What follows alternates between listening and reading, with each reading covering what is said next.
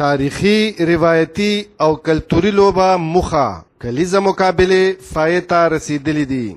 شموزه چفرآباد کې رحیم الله یوسفزی صوبایي امن مخه ټورنمنټ فائنل د اټک او راولپنډي ترمنځ ولوبېدو چې د سختي او زړه درزیدونکو مقابلې نه وروسته راولپنډي وګټلو. ډیډک چیرمن ام پی ای ملک شوکت د فائنل دستوري مشر میلمه وو. هغوی د ارګنایزینګ کمیټې او د لوبغاړو لپاره د 3 لک روپو کیش او د ګراوند اعلان وکړو. نو زه د صوبایي حکومت د طرفنا او خاص کر د عاطف خان د طرفنا ستاسو یو ګراوند په شموزو کې شته دی، د بل ګراوند درله زه په دې چپړاباد کې اعلان کوم ان شاء الله تعالی چې دا به درته کومه تخیل.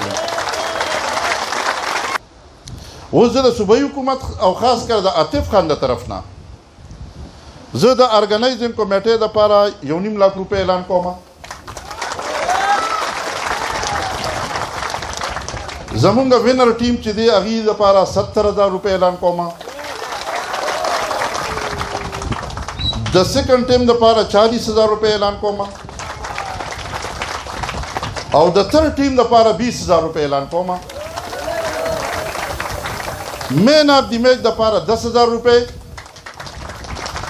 او مین آف د ټورنمنټ چې دی 10,000 روپۍ او ان شاء الله تعالی دا به چیک نه دا به سبا نه د دې پسې به د دې دوباره کړاو نه کېږي. ان شاء الله دا به ورته د نقدو په شکل کې مونږ اوس حواله کوو که خیره دی. ډي جي سپورټس خالد خان کلتوري لوبه مخه په صوبایي سپورټس کیلنډر کې د شاملولو په باقاعده توګه فیصله وکړه.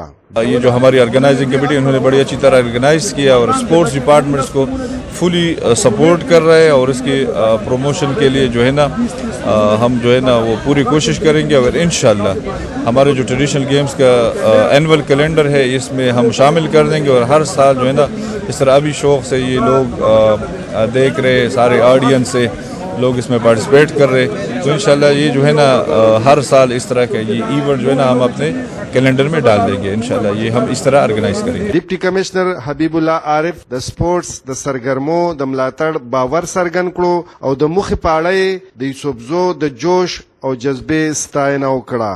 لوبې دي چې موږ دا سپورټ کوو په دې کې مرسته وسره وکړو په دې کې وسره فاینانشل سپورټ وکړو که نه اصل شو سره کینو. بیا موږ یو داسې بهترین گیم دی چې کم د زموږ دا بچي چې دي چې که په دې لوبو کې دوی مصروفه شول او دوی به نه نشو تماشو طرف ته ځي نه به ټوپکو تماچو طرف ته ځي. دا ماښام ټایم دی دوی به پټ پریکټس کوي څوک کرکټ کوي څوک هاکي کوي. نو چې زموږ دا شی اوس زموږ ټیک دی دا به چې د بل ځای نه راغلي دا لوبه او دلته به مونږ خپله دا انډیجنس لوبه نه خو لکه دا موخه نن سبا په مردانو په صوابۍ په بونیر او په دورغر یادېږي. دا د پښتنو لوبه ده. اوس صوبایي مخه ارګنایزیشن چیرمن امجد حسین یوسفزی د راغلي میلمنو او مخوالو شکریا ادا کړه او وی ویل چې مرحوم رحیم الله یوسفزی د مخې د پرمختیا لپاره کوټلي او عملی ګامونه پورته کړي وو او دا د هغې ستړې نتیجه ده چې مخه په صوبایي سپورټس کیلنډر کې شامله کړې شوه. دا نننی ټورنمنټ چې دی دا د خدای بخیلی د رحیم الله یوسفزی صوبایي امن مخه ټورنمنټ 2022 په دې کې 19 ټیمونو حصہ اخیستې وه.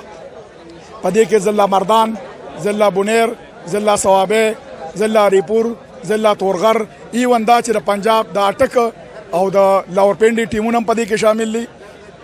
دا هر کال تیر شو د 16 کالو نه د رحیم الله یوسفزي صاحب په سرپرستۍ کې او زما په صدارت کې به موږ دا ټورنمنټونه کول.